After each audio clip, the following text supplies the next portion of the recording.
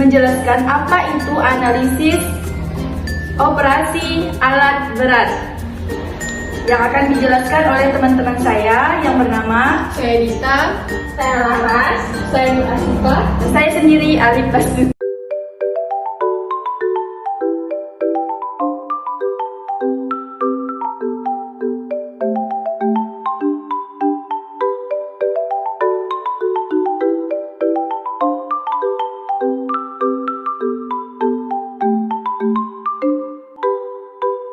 Apa itu alat berat? Alat berat adalah mesin berukuran besar yang didesain untuk melaksanakan fungsi konstruksi seperti pengerjaan tanah dan memindahkan bahan bangunan. Dalam analisis operasi alat berat memiliki faktor efisiensi yang terdiri dari waktu dan material. Yang pertama adalah waktu siklus, waktu yang diperlukan untuk menyelesaikan satu siklus pekerjaan yang terdiri dari dua waktu. Yang pertama adalah fixed time atau yang biasa disebut dengan waktu tetap. Yang kedua adalah variable time atau waktu tidak tetap. Yang pertama adalah fixed time atau waktu tetap. Waktu yang diperlukan untuk gerakan-gerakan tetap dan besarnya konstan. Misalnya pada eskavator adalah ketika mengayun atau swing, baik ketika eskavator dalam keadaan kosong maupun bermuatan. Selanjutnya ada pada dump truck adalah ketika membuang muatan. Dan waktu tetap pada wheel loader adalah ketika menumpahkan muatan. Yang kedua, yaitu variable time atau waktu tidak tetap. Waktu yang diperlukan untuk gerakan-gerakan yang tidak tetap cenderung tergantung pada kondisi pekerjaan. Misalnya, pada eskavator, ketika kekerasan material berpengaruh pada waktu pengisian bucket. Pada dump truck adalah waktu angkut yang bervariasi sesuai dengan permukaan jalan dan jarak angkut. Selanjutnya adalah waktu siklus. Waktu siklus adalah waktu tetap ditambah dengan waktu tidak tetap. Yang berarti satu siklus waktu yaitu pergerakan pertama alat beroperasi sampai pada posisi siap untuk beroperasi kembali pada siklus kedua. Faktor penentu dalam menghitung jumlah trip yang dapat dilakukan dalam 1 jam kerja berpengaruh pada tinggi rendahnya produksi kerja, bergantung pada jenis alat berat yang digunakan. Jadi, tantangan bagi operator alat berat untuk memperkecil waktu siklus sehingga produktivitas didapatkan hasil yang maksimal. Ada beberapa hal yang dapat kita lakukan untuk memperpendek waktu tetap. Yang pertama, membatasi waktu menunggu di tempat pemuatan dan pembuangan.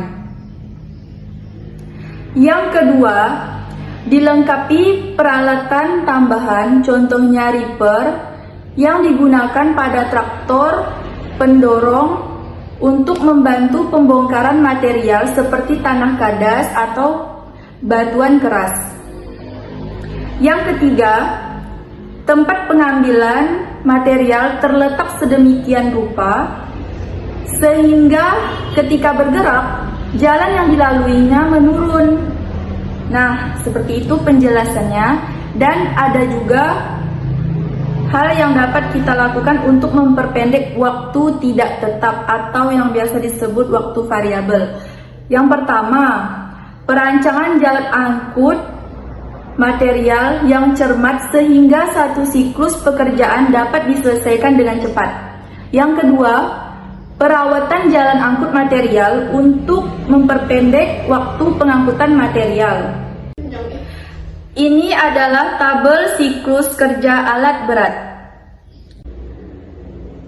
1. Ekskavator. Bentuk siklus yang pertama, mengisi bucket. Kedua, mengayun bermuatan. Ketiga, membuang muatan. Dan yang keempat, mengayun kosong. 2. Bulldozer. Yang pertama, bentuk siklus yang pertama, menggusur. Dan yang kedua, kembali mundur. 3. Motor grader. Yang pertama, meratakan. Yang kedua, berputar. 4. Wheel loader. Bentuk siklus yang pertama, mengisi bucket. Yang kedua, mengangkut. Yang ketiga, membuang. Dan yang keempat, menggali. 5. Dump truck. Bentuk siklus yang pertama, memuat. Yang kedua, mengangkut. Dan yang ketiga, membuang. Yang keempat, kembali. Wheel tes scraper. Yang pertama mengisi, kedua mengangkut, ketiga membuang, dan yang keempat kembali.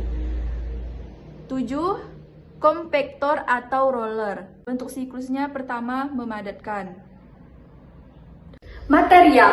Di dalam material tercakup beberapa bagian. Yang pertama adalah bagian pengolahan yang berupa klasifikasi material. Yang kedua adalah produksi kerja alat berupa berat isi. Yang ketiga adalah produksi kerja alat berupa kegemburan material. Yang keempat adalah pengolahan berupa penyusutan material. Klasifikasi material. Ada 3 macam material. Yang pertama adalah material batu, kedua material tanah, yang ketiga adalah material batu tanah. Material batu terdiri dari batu granit, batu kapur, batu cadas, di mana sebelum pengolahannya perlu dihancurkan terlebih dahulu. Yang kedua, material tanah. Material tanah terdiri dari batu yang sangat halus dan digolongkan menurut ukuran partikelnya. Material batu tanah. Material campuran batu tanah dapat ditemukan di seluruh permukaan bumi. Dalam pemindahan tanah mekanis perlu dipertimbangkan klasifikasi material dan kelembapan tanah. Yang kedua adalah berat isi. Perlu diketahui agar kita dapat memperkirakan peralatan apa saja yang akan digunakan berdasarkan kapasitas berat muatannya. Dump truck dengan berat maksimum diizinkan 15 ton jika dimuati arang sebesar 15 meter kubik, diperkirakan dapat bergerak dengan kecepatan tinggi. Namun jika dimuati kerikil kasar 15 meter kubik, kendaraan tidak dapat bergerak karena kapasitas berat melampaui batas maksimalnya. Perbedaan berat isi kedua jenis material ini dapat mempengaruhi kemampuan kendaraan alat berat. 3. Kegemburan material. Dalam pekerjaan pemindahan tanah, mengangkut, menggusur, produksi kerja alat berat dinyatakan dalam L dikurang meter kubik per jam. Tanah atau material yang belum terjamah masih dalam keadaan alami akan berubah volumenya menjadi besar setelah diolah atau dipindahkan dikarenakan tanah menjadi gembur. Yang ketiga, jumlah pertambahan volume dalam material dapat berbeda tergantung jenis materialnya. Persentase pertambahan volume disebut dengan kegemburan. Untuk menyatakan kegemburan digunakan istilah faktor gembur. Yang keempat adalah penyusutan material. Pemadatan merupakan pekerjaan yang harus dilakukan pada setiap konstruksi. Tanpa adanya pemadatan, tanah akan mudah menjadi longsor bila terjadi hujan, gempa, dan gangguan lainnya. Setelah terjadinya pemadatan, volume material akan menyusut dari volume yang semula. Penyusutan tergantung dari jenis materialnya. Dengan kita mengetahui besar penyusutan material yang dipadatkan, jumlah material gembur atau material padat akan dihitung. Oke, selanjutnya kita akan faktor efisiensi yang kedua, yaitu material. Material terdiri dari faktor pemuaian dan penyusutan material. Di sini kalian bisa lihat tabel yang saya tunjukkan. Nah, di sini ada jenis materialnya, kondisi material, material yang akan diolah. Oke, di sini kalian bisa lihat ya, teman-teman.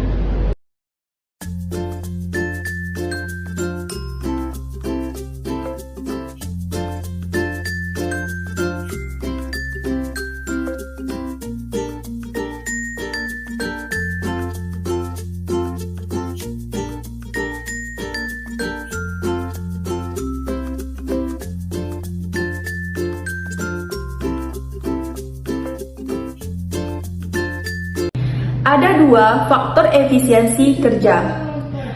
Yang pertama, faktor operator atau manusia. Tenaga manusia sebagai operator sangat terbatas, tidak sanggup untuk kerja terus-menerus. Cuaca dan kondisi kerja sangat bervariasi, berpengaruh terhadap kondisi operator. Yang kedua, faktor mesin. Tidak mungkin alat terus-menerus untuk bekerja. Perlu juga alat itu istirahat. Perlu waktu pendinginan, sehingga mengurangi waktu kerja alat dan efisiensi berkurang. Nah, di sini ada tabel jumlah jam kerja dan persentase faktor efisiensi.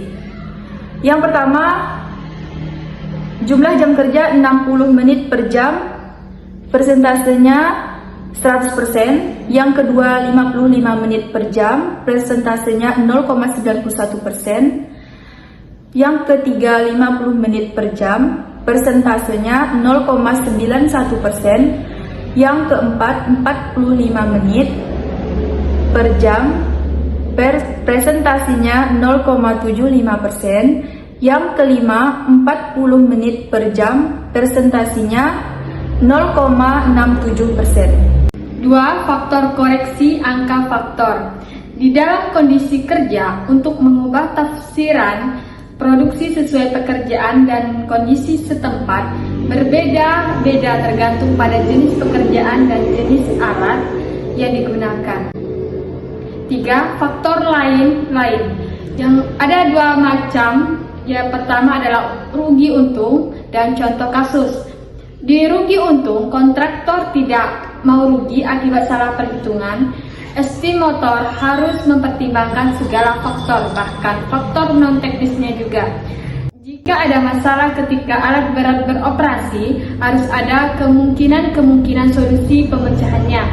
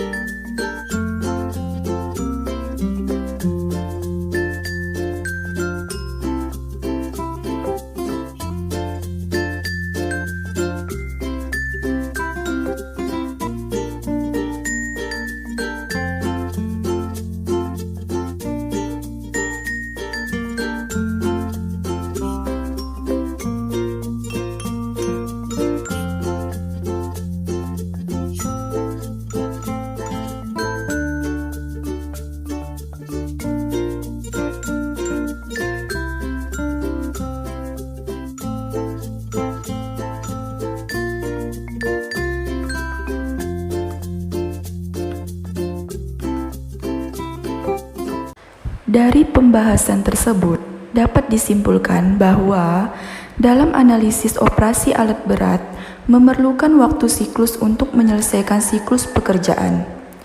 Ini juga merupakan tantangan bagi operator alat berat untuk memperkecil waktu siklus sehingga produktivitas didapatkan hasil yang maksimal.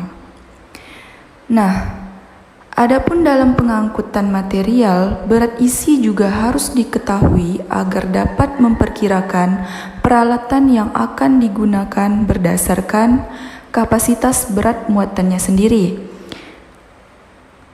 Adapun faktor efisiensi peralatan sangat mempengaruhi produktivitas alat karena peralatan maupun operatornya tidak selalu dapat bekerja efektif 100%, melainkan sekitar 80% sampai 50% saja.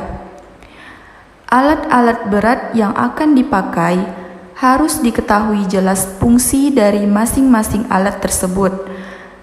Ada pekerjaan yang dapat dikerjakan dengan berbagai macam alat, akan tetapi ada juga pekerjaan yang fungsi alat kerjanya tidak dapat diganti dengan alat lain. Ya, jadi dari kesimpulan ini, mungkin teman-teman bisa lebih memahami materi yang kami sampaikan tentang analisis operasi alat berat tersebut.